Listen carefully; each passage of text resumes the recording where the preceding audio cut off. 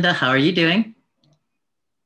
I'm doing all right, Francis. Thank you for asking me to do this. What do you want to talk So, about? so many things I want to talk to you about. And first of all, let me just say, such a great pleasure, honor, and privilege to be able to talk with you. Fan of your work from Enterprise while I was still coming out of school myself. And so being able to talk with uh, basically someone who was very influential and inspirational for me in the community, this is such a privilege. So thank you again for taking the time to do this. I am personally very humbled by this. So thank you. So, Thank you, Francis. of course. So before we begin, let me do a quick introduction, and then I would love for you to share a little about yourself. But Linda, you are an actor. You're probably most famous for your role on Star Trek Enterprise as, I think it was Lieutenant Sito? Yeah, you were the linguist. I remember this. The what? Yeah. Yeah. Hoshi Sato. Hoti Sato, right? I remember you as a linguist, and you were just so talented. And I think obviously this is in real life too, but you're so talented in enunciation and articulation, because so many of the alien languages that they made there, which sound like real languages, yeah, they just sounded so amazing on set. But of course, you've done so many other bits of work here and there, and there's some here that that I really want to highlight, and also some of the things that we're coming up for that we want to like maybe give a peek at some of the cool things you're coming up with yourself. But before I even jump into that, can you tell us a bit about yourself, where you're from, and what were some of the things that was going through young Linda Park's mind way like you're prior to high school or right after high school? The things that were going on in my mind after high school, during high school. Yeah. Wow. I was actually born in Seoul and came to the States with my mother when I was 2. So we didn't become citizens until I think I was 12 years old, 11 or 12. So we were working on a green card. And we came to Milpitas, which is Northern California and San Jose, you know, all of that Bay Area. I went to school, Notre Dame, all girls, private Catholic school. But that was because I was in the public school system in Milpitas, where it was pretty gnarly. The Blood and Crips were big at the time. Right. There was a lot of wannabe action, like a lot of identifying with a Blood or a Crip and threatening people that your cousin was a Crip, and if you said this to him, so there was a lot of necessity to either get trampled on or fight, and I chose to fight. If somebody says SHIT about you, you just shut up and take it. You're just going to get more piled on you. But if you call them out and, you know, you do all the like neck rolling and you stand in a circle and people are around you, egging you on to fight.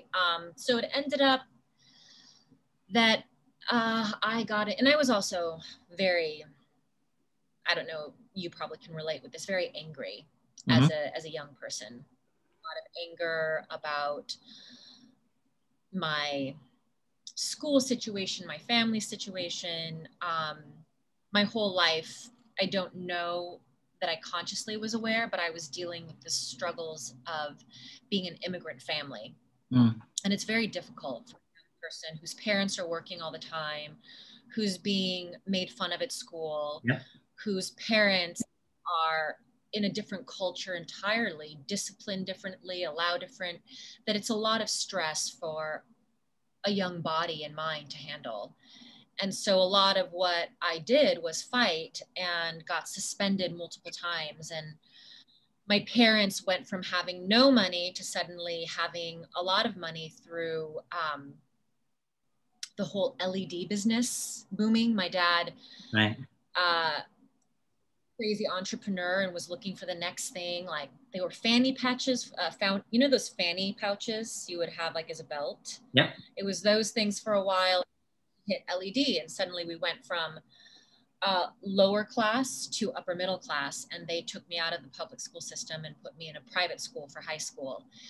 But I was still dealing with a lot of those issues I was telling you, anger and isolation, loneliness. I was an only child. My parents worked all the time.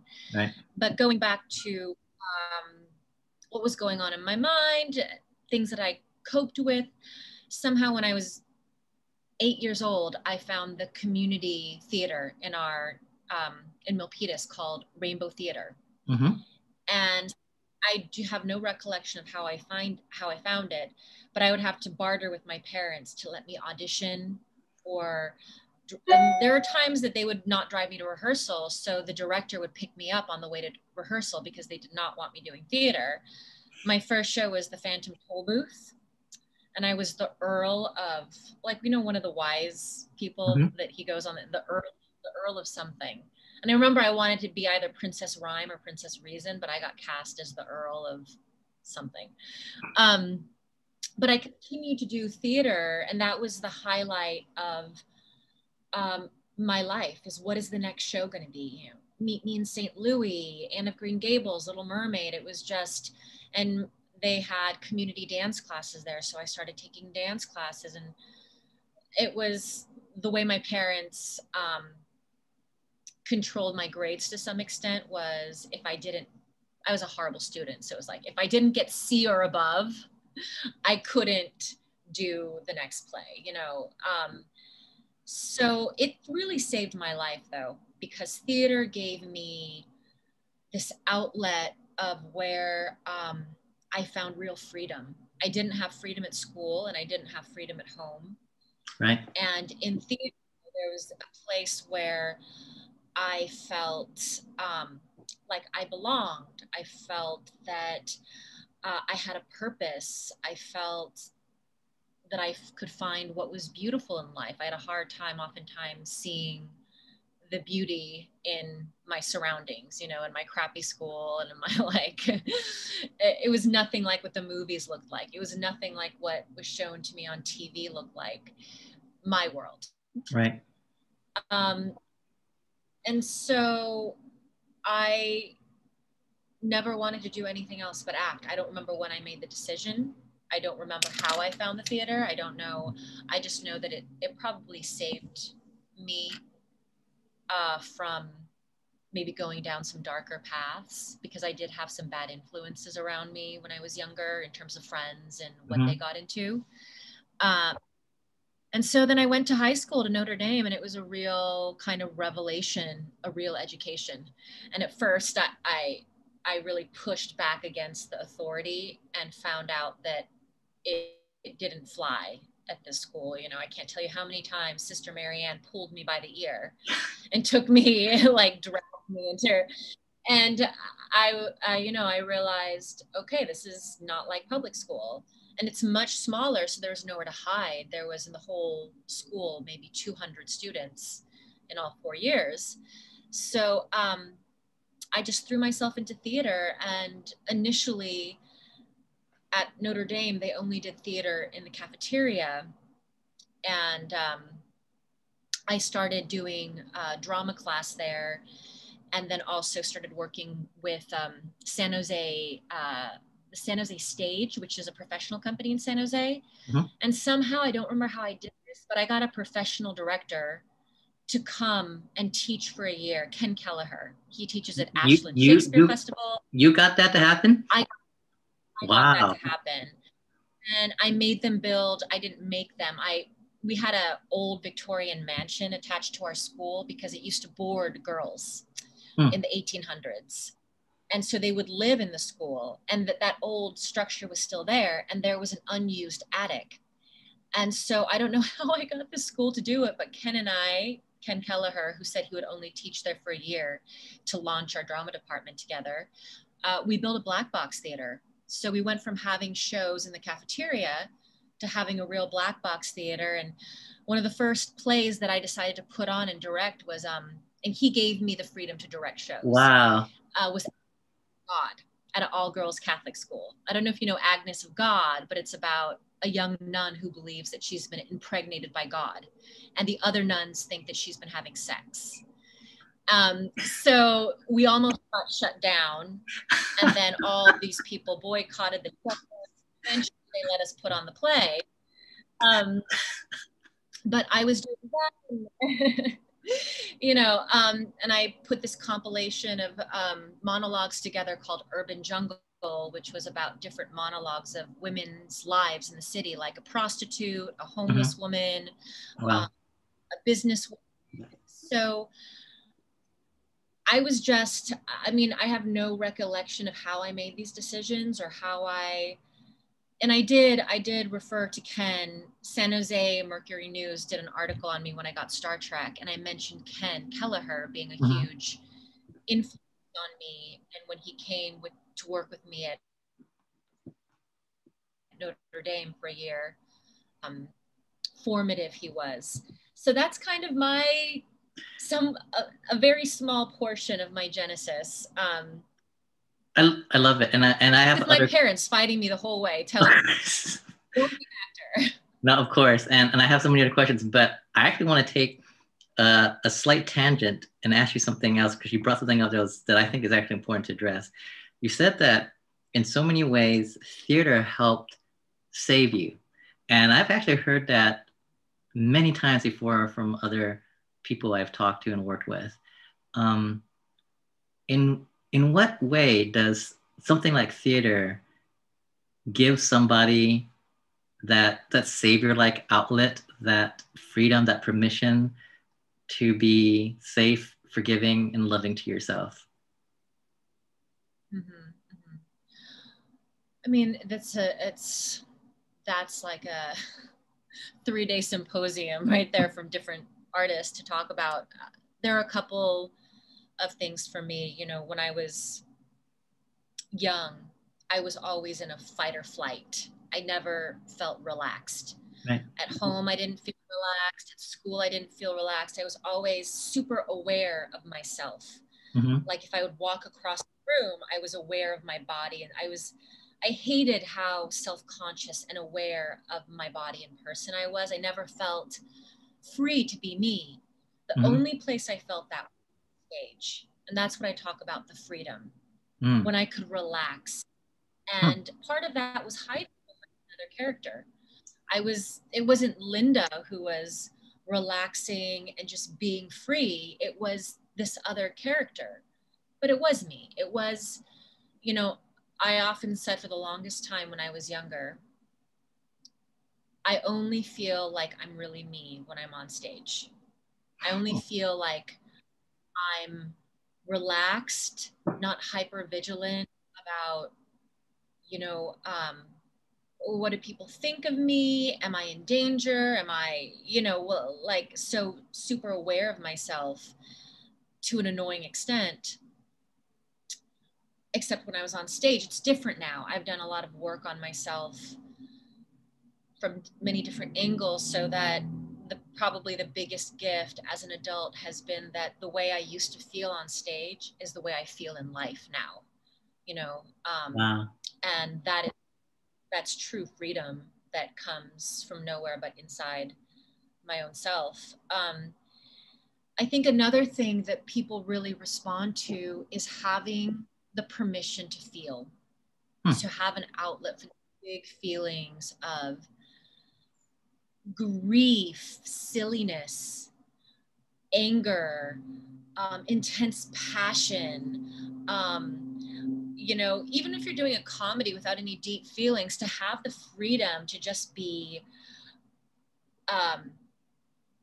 sillier and goofier and just and maybe bigger than you allow. I don't mean in acting wise, but taking up more space than you actually allow yourself in real life, as sometimes comedy does. And that feeling even of allowing ourselves to experience joy, which a lot of people, I think, don't realize they have difficulty allowing themselves to experience joy. And when you're on stage in a play, whether it's a comedy or a musical or a drama, the story is not about every day. Like, then we went to the store and we came home and we watched Netflix and made some dinner. The play is always something huge is happening. Right. Something needs to be told. There's a huge thing. And so Hmm. we find ourselves catapulted into a person's life when they are feeling these emotions at their biggest. Mm-hmm. And so that kind of saving your life is, I think, so much.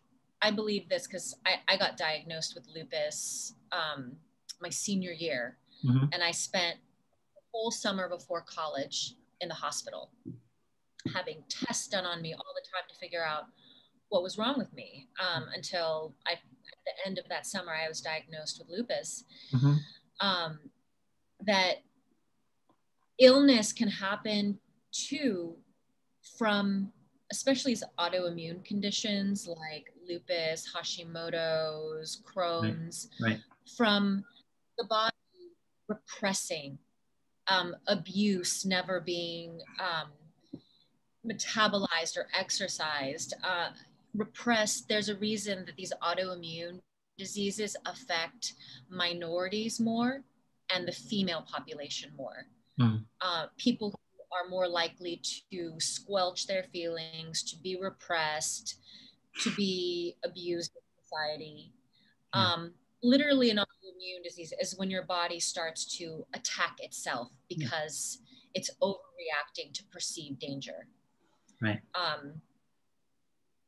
And so having a space where you can express these things that don't feel safe to express to the bully at school or to an abusive parent or to any of these people, to have a place to express that. And I also say it saved my life, because if I didn't have acting, I don't know, given some of the things that I dealt with from a younger age, what other more volatile outlets I might have looked to. Sure. You see people have similar issues dealing with addiction, dealing with depression, all kinds of, the world is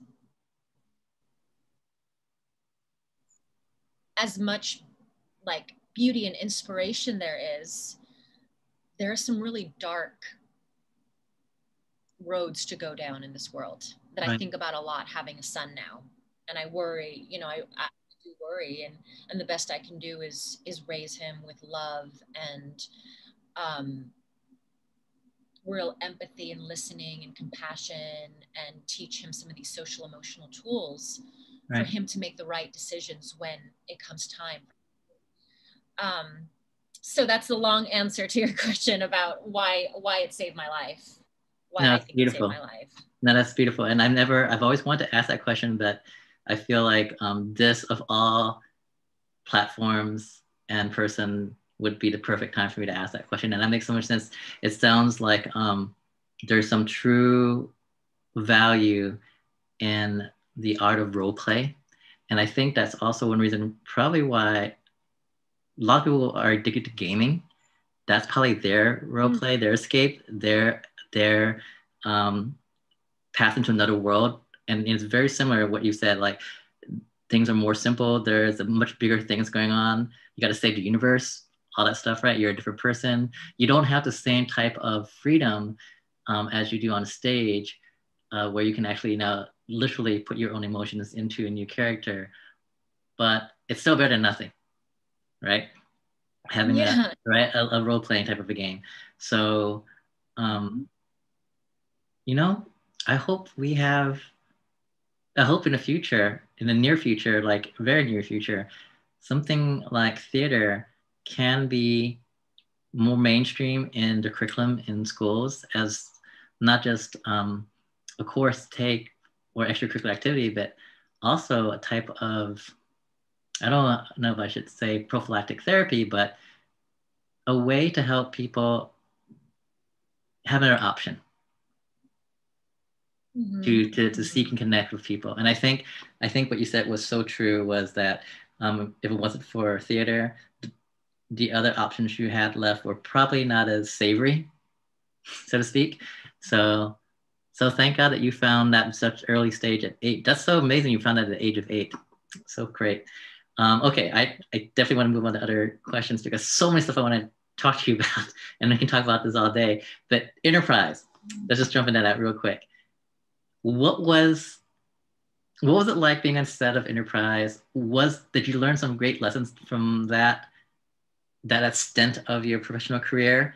And how did that help you move forward in Hollywood and as an entertainer? Was that like a milestone for you? Well, we talked about this earlier. I mean, I was 21 when I booked that job.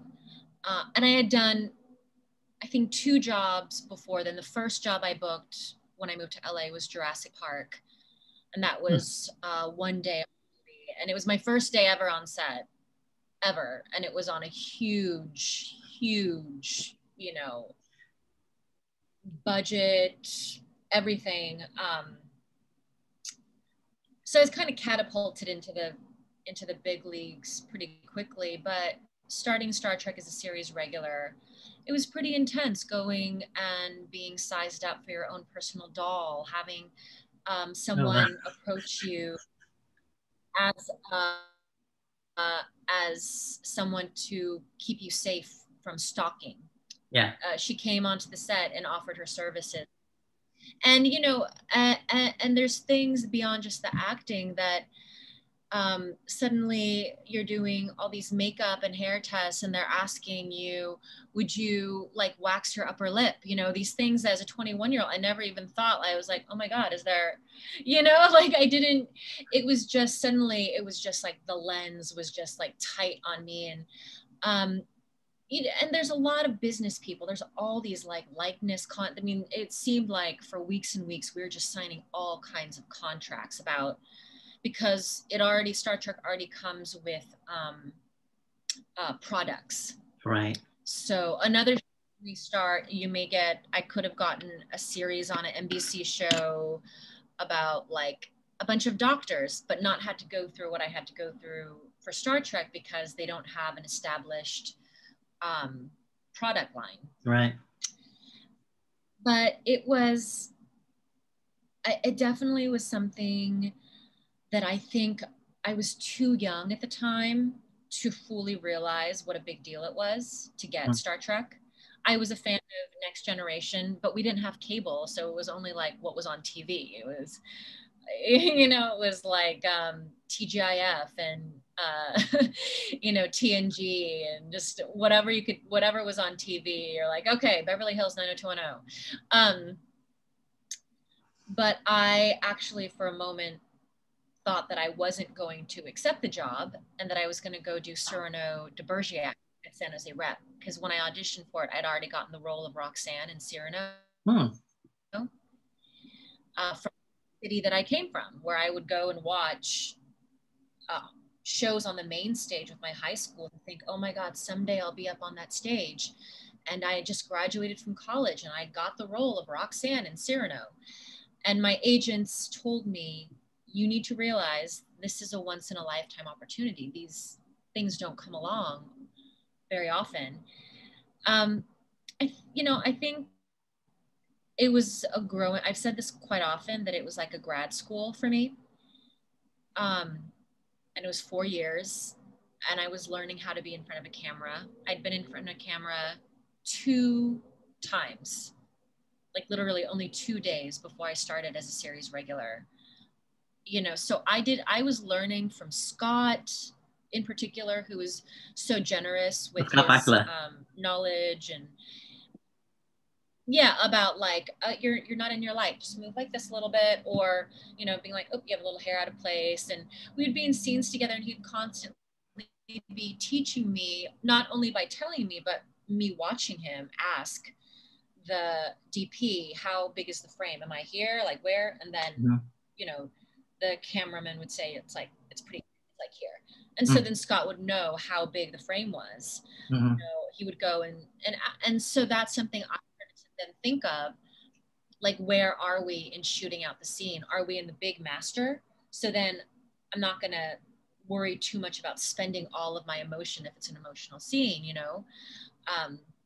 like I'm going to know it's the long game, and maybe 4 hours later we're still shooting this 2-page scene, and then they're going to be right here 2 hours later. And these are all things that person learns on set, slowly, but I was kind of catapulted into it like right away, into the deep end. And luckily I had a really kind mentor in Scott. I felt John Billingsley was that for me as well. Connor was pretty new to it too. He was a big theater actor, so he'd done some stuff, but he was but yeah, that's, I guess, and you know, an enterprise is something that still means so much in people's lives. Yeah. That it is the gift that keeps giving, in terms of, I guess the biggest gift I have is somebody posted recently on Twitter, his girlfriend had finished watching all of the Enterprise 4 seasons, and he didn't tell her when it was going to end. So when she realized that the last episode of season 4 was the end, he took a video of her crying, saying, this isn't fair, you know. And to see that, it sometimes can feel so isolating as an actor, especially when the world is in a lot of pain. What do I really do? How can I be of more service? When I see somebody who has gotten so invested, just because the way you say that gaming is an escape similar to theater, getting into a show or a movie is also an escape. The actors and the show itself is allowing you to cry, to laugh, to feel when you're really, you know how it is when you become obsessed with the show and you binge it, suddenly you feel like you're like I am Bryan Cranston in Breaking Bad. Like, I think I'm him. Like, there's a part of you that becomes possessed by the spirit of the actor and the character, and you feel the heartbreak that they feel. You feel the rage that they feel. Yeah. There's retribution. You feel that too. So to give that, to know that the show has given that to some people, in the sense of allowing them to feel connected to us as a crew, to feel the sense of wonder, to feel sadness, to feel love, to feel all of these, you know, feelings of camaraderie between the crew, and feel that they are part of that family. It does probably do more for me than it does for them, in the sense of reaffirming that what I do does matter. Yeah, in absolutely. A different way. An actor out there who's marching in the streets and trying to change legislation, and it's different, but I'm not good at, I don't know as much about that as I know about telling stories. So really, you know, my activism will come in the choices that I make as an actor, what I'm trying to push forward. You know, I also see, you talked about activism, I also see it in the way that I raise my son. You know, oftentimes in the world that we live in, there can be such a feeling of powerlessness beyond retweeting something. Right. Of there's so much wrong in the world, and I don't know how to change it. I don't know that I've had to, and I had this recently where I'm very upset about something that's going on in the world, and I was wrecked for days, and I had to just bring it down to my son, to say, these choices, this human that I'm raising, if everybody who has that intention of making the world a better place starts to radiate that to their friends, their family, to their children, the multiplication effect, there will still be a lot of darkness out there, but that gives me a feeling of, it doesn't seem like a lot. It's probably the most powerful thing I can do as an individual, is to raise a compassionate, empathetic, strong human being who does to the best of ability make the world a better place himself, you know, with his children, his family, his friends. So that was a long kind of thing around Enterprise, but I loved it. There we are. I love it. And I think Hoshi Sato was definitely one of my favorite characters just because she definitely had a strong presence. She definitely, and especially during one of the episodes to Geek Out where it was like the mirror universe, you had a really strong role in that particular episode, which I thought was great that they brought you in, right, as almost like the antagonist at that point, which was really fun.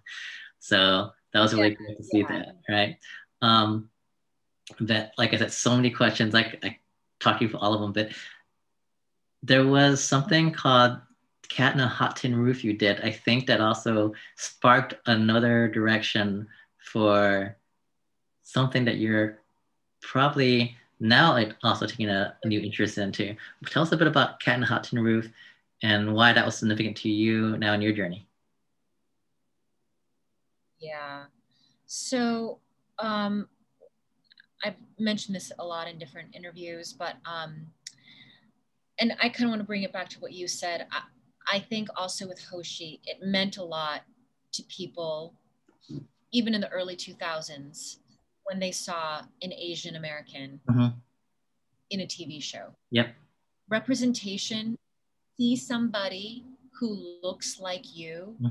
There's a feeling of, even though it's not family, you feel there's like a sense of, or I did growing up, a sense of warmth that happens in my, you know, in my heart. And for me, when I was young, with my mom saying, don't be an actor. If you want to be an actor, wait till you move back to Korea and be an actor there. I saw Sandra Oh in this independent film called Double Happiness, and it blew my mind. I hadn't seen an Asian person in a movie since we watched The Last Emperor in our history class. And it wasn't China, it was in America. And she didn't have an accent, and she wanted to be an actress, and she was dating, you know, she was against her parents' wishes. She was dating this white guy, and in her room, she would do these monologues, and they would do this effect where stage lights would go on. And in her bedroom, she would do Maggie the Cat monologues from Cat on a Hot Tin Roof, and with a Southern accent. And this was Sandra Oh, you know, in her bedroom doing a Southern accent, a Tennessee Williams character. And I remember those monologues really stuck out to me because what the character was saying were things that I felt an ache inside myself. And so that's how I discovered Tennessee Williams.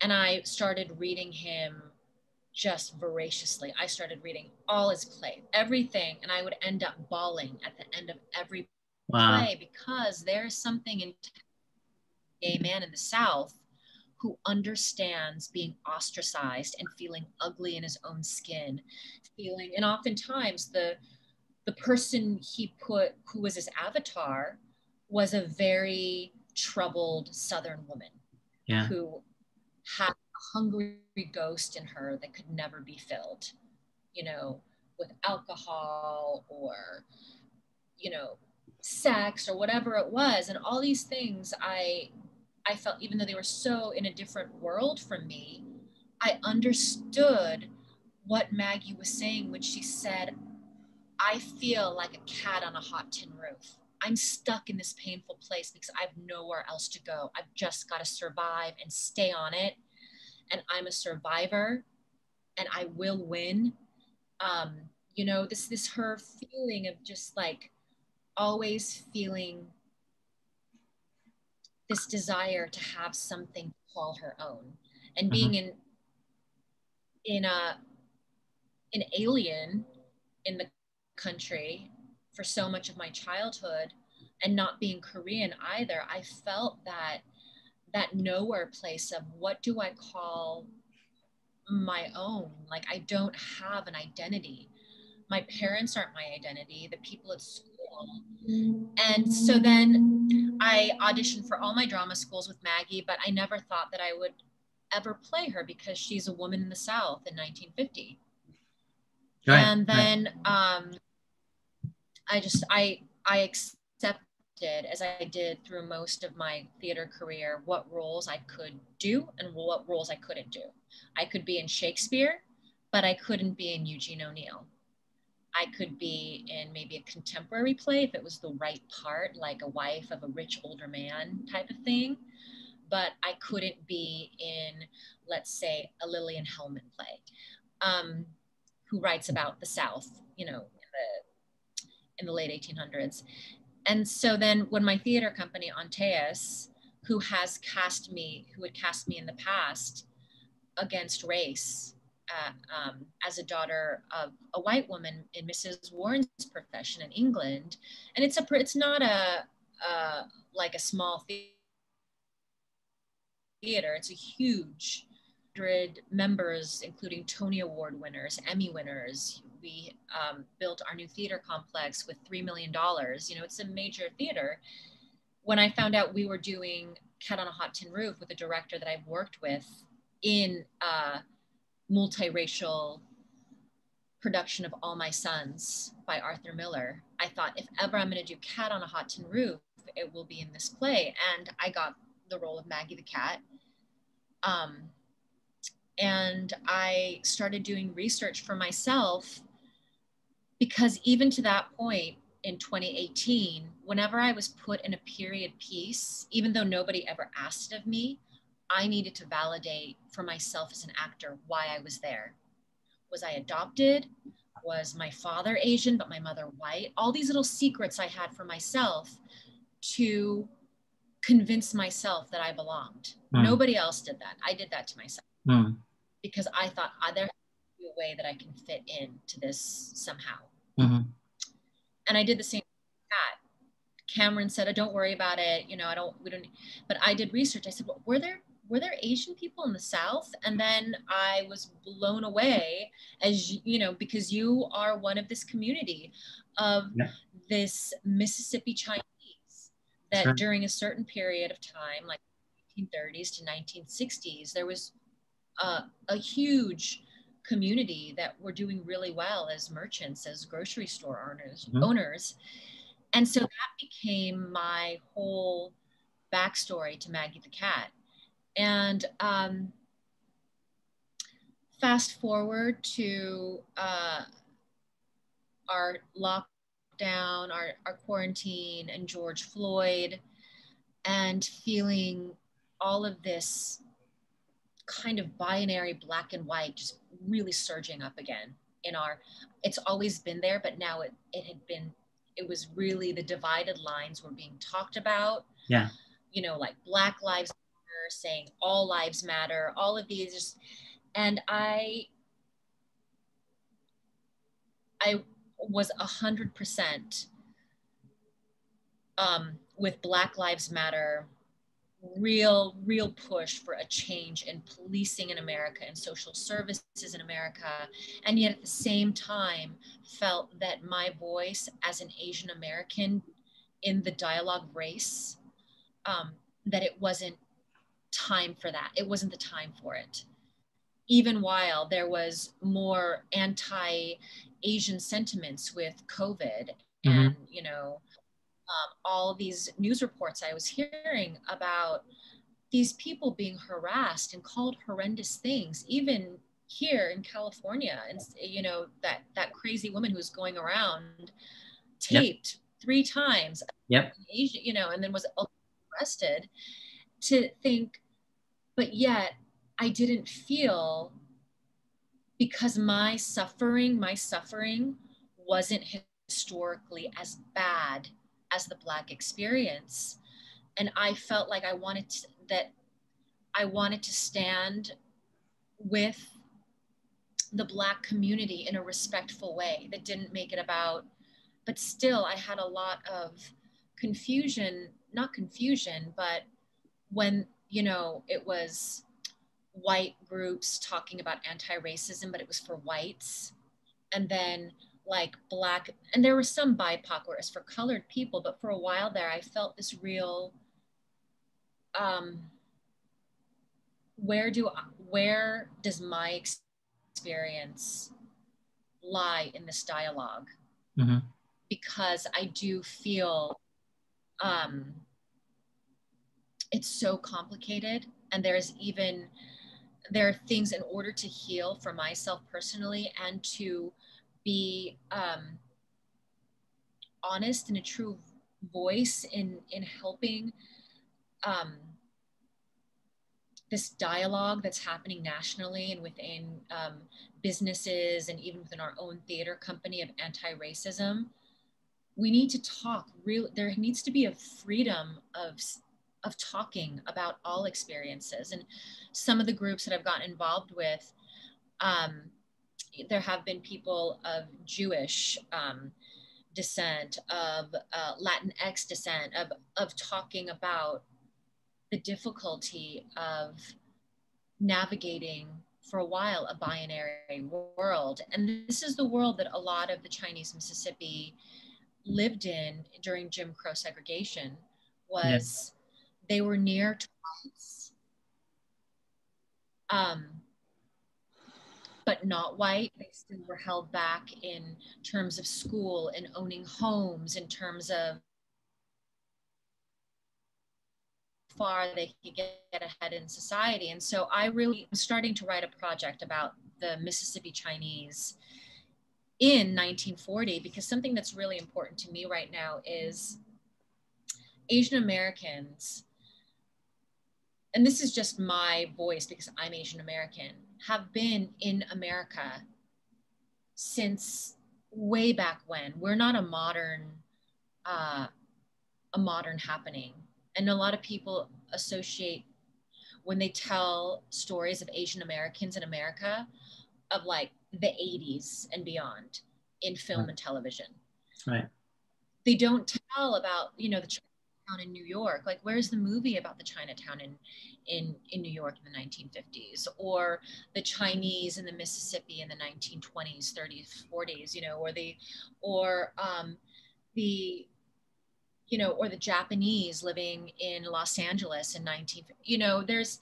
There's a lack of period pieces that tell other American stories. And I also mean that about Latinx, Native American, these American stories that are period that I grew up on loving, these 1950s, 1920s.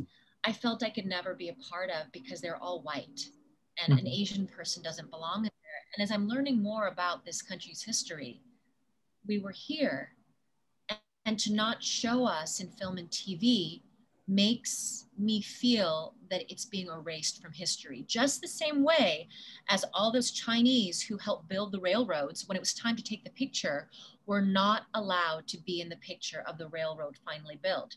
So in effect, they were erased from that history. When so many of them died building the railroads, over half were Chinese, and they meet in the middle of America, and now they've got to stand off to the side. And we have to stop that. We have to stop retelling America as a pure white America, because that's what proliferates this Make America Great Again. Make America Great Again when it was just people. Newsflash, that was never the case. That was never the case. And there is something that I've been finding as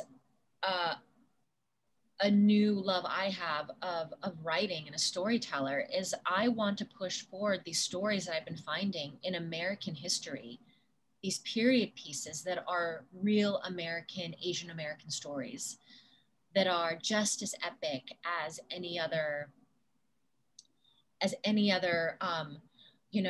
like, I'm trying to think of, Ford versus Ferrari is like the 7, but you have all of these tales of Saving Mr., all these period like tales of these great personalities in American history. And I want to see that be diversified. So moving forward in the stories that I'm pushing, that I'm wanting to tell, given my love of theater, given my love of period pieces, is to start telling diverse stories from our country's history that are American stories as apple pie, and it's not about white people. You know, this book that I love that I told you about is blowing my mind is Minor Feelings by Kathy Park Hong. It's like backwards, and I don't know how to, anyways, yeah. Minor Feelings. And she talks a lot about the narratives that we're given as Asian Americans. Like, this is the one story that's allowed right now. Instead of we're not a monolith of experience. We're not. And we need to start breaking that open with a big hammer. And, you know, it's not just only one story is allowed or one type of narrative, that we're much more complex than that. Mm-hmm. We have many different facets and stories to tell that could fill like years and years and decades of movies, TV, you know, play. They just have to be allowed. And now is the time. The world is ready for it. You can feel it in the shows that get the most heat on Netflix, or it's not these kind of the way it has been where it's all white cast. Like, there's a huge call. People want to see themselves represented. They're now they've had a taste of what it's like to see themselves represented. They watch a movie with like a TV series with an all white cast, and it's pointed out they don't want to see that. Yeah. They don't want to see that. And, you know, I know I've been going but I'm really passionate about this. Is, I think, another really important aspect of this is that Asian Americans, Kathy Park Hong talks about this, is that there's some level of, I experienced this, of humility that I was raised with, right, culturally, right, of not enough space, of being grateful to have what I have in America. This unspoken, she talks about it, you know, you Asians are next in line to be white, this nearness to whiteness that is, you know, so be grateful. Like you're that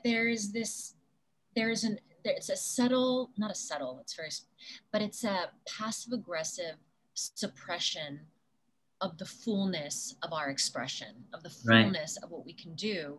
And a lot of that is self-imposed, to say, if there's any self-hatred I'm feeling, if there's any discontent I'm having, it's not America's fault. It's my own cultural background. It's myself. So there's so much perpetuation of self-hate. There's something wrong with me, that America has given me so much. I'm unhappy. I don't feel that I belong. I don't feel pretty. I don't feel like that it's not the system's fault. It's my fault. There's a lot of self-hate that can happen, putting oneself down, that, you know, oh, it's okay. Like the example where I said that I always needed to, instead of assuming that I have a place in these new contemporary plays that are coming out, or even old classics, I myself told, well, also because of experience from auditioning, told myself, I can only fit into this play if somehow I make sense as an Asian American in this play. There is a kind of over politeness, an over the sense of not wanting to take up too much space, not wanting to be too demanding, in my own experience, that I'm trying to break out of. I'm not saying to be rude or you know, violent. I just mean that I myself, as an Asian American woman, want to start using my voice, taking up my space, saying no to those things that I don't think are a good representation representation of Asians in film and TV. Or if I do audition for something, say, I'm not going to play it like a Tiger Mom. I'm not going to do that, you know, that kind of accent for you. I'm not going to, my own integrity of, I'm not going to see it, oh, I'm so grateful to have a part in a movie. Yes, I'll do it with a weird Asian accent. I've never done a Japanese accent, but here, I'll give you a random one, even though I don't have an accent. I'll just put on something. Is that okay? Yeah. You know, of saying, whatever you say, just put me on TV or film. Right. No, I won't. It's ultimately going back to the activism that I can do is these choices that I stand up for myself. I stand up for how I put myself out there as an actress in roles, how I play those roles, how I represent my Asian American community so that they can be proud of me, they can be proud of themselves and not feel like, oh my God, that's embarrassing. Yeah. That's not us. Yeah. You know, yeah. At the end of the day, life is short. Yeah. Thank you so much for doing that, Linda. Thank you for like being representative of the people and not taking the easy way, so to speak, for lack of a better word. Thank you for that.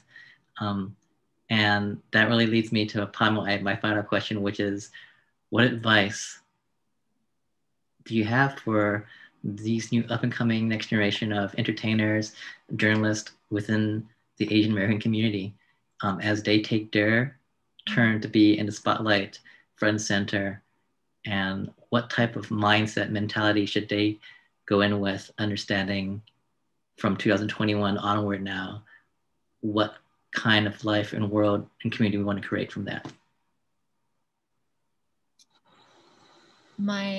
It sounds cheesy, but my biggest advice is on a deep, deep cellular level, learn to love yourself. Okay. You know, I mean, going out in terms of being an actor or a journalist, this is where you come from. If this foundation isn't stable, your sense of courage in telling with integrity what you want to tell, your sense of confidence in knowing that you have it in you, the feeling that no matter what people say about you or may do to you is no statement on yourself. That's a statement on them. You need these foundations of self-love and self-regard to go ahead and tell the stories that need to be told, to, it sounds very lofty, but to make the world a better place with what gifts that you were given. Right. And in order to do that, you have got to really come from a strong foundation of self-regard, trust in yourself. And it's not like, oh, I'm the shit kind of way. It's not that, because that's not true self-regard, to say I'm better than others. It's not to say I'm better or less than.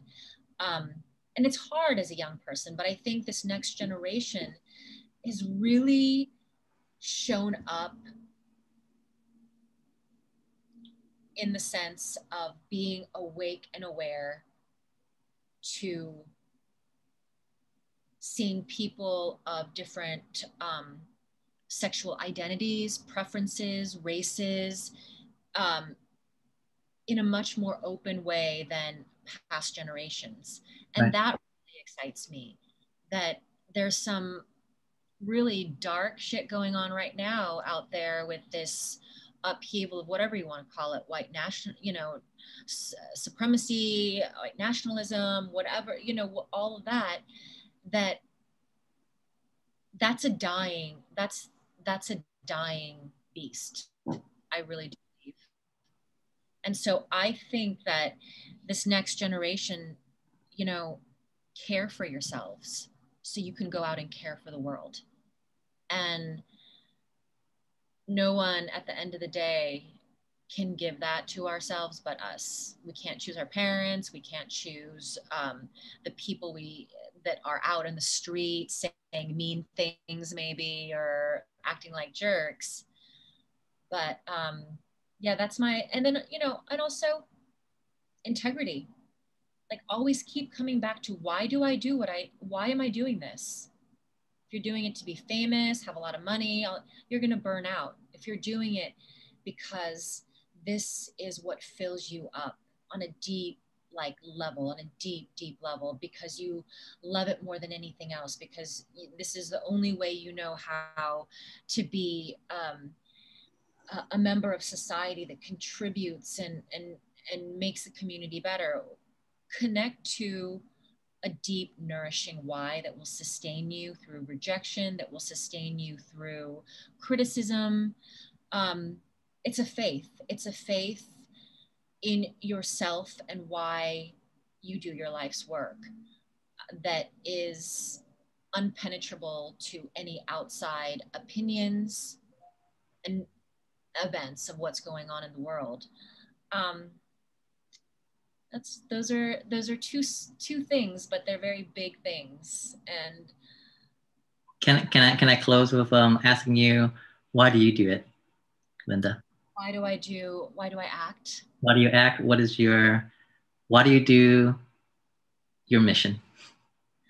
I do my mission now because I don't know any other way to give myself wholly to this world in a positive way. Mm-hmm. Mm-hmm. I was talking to you about how, I think before we were recording, about how sometimes I can get hard on myself when I see people out on the streets doing the real hard work of grassroots organizing, you know, going to Washington to try to change legislation, doing these things. And I'm like, I'm so angry about so much what's going on, and I feel powerless to remember what those are the gifts they were given.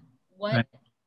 My gift. And that's why, especially now, I'm branching out to being a storyteller, so that I can now take these stories of Asian Americans in America and hopefully take my passion and start to open up that, not even open up, take a big hammer and just, you know, with all those other Asian American artists out there who are doing the same exact thing, and they're taking the hammer and breaking this glass cage of what we're supposed to be and saying no more. And I do it because that's how I find my way to give. I'm not gifted in a lot of this is the one thing, like I told you, since I was 8, somehow it found me. So I will, to the best of my ability, till the day I die. It may not be life-changing or, you know, but it's my way, and I will give my 100% to it. That and being a mother. Thank you again so much, Linda, for sharing your story, some insights about your life lessons, the work you do, the reason why you do it, some advice for the next up and coming representatives from our community in the limelight. Thank you so much for all of that, all within the span of an hour, which is just such a wonderful journey and such a wonderful gift. I hope I finally get a chance to have you on our show next time in person, because this was just so much fun to do, even virtually, but on person, I can only imagine how much fun that would be. So with that, I'm gonna let you go. I wanna wish you and all your loved ones a very, very happy 2021 as we move forward. I think we can only just improve from here. And I hope to see you on our show again very, very soon, okay? Thank you so much for everything you do for us.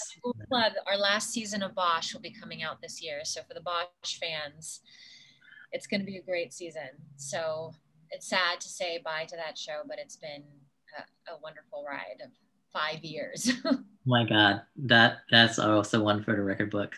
Yes, we'll definitely make sure we celebrate that last season with you. But again, thank you so much. And I look forward to connecting again in 2021 as we move forward and just make things better from this point onward. So thank you again for everything you do.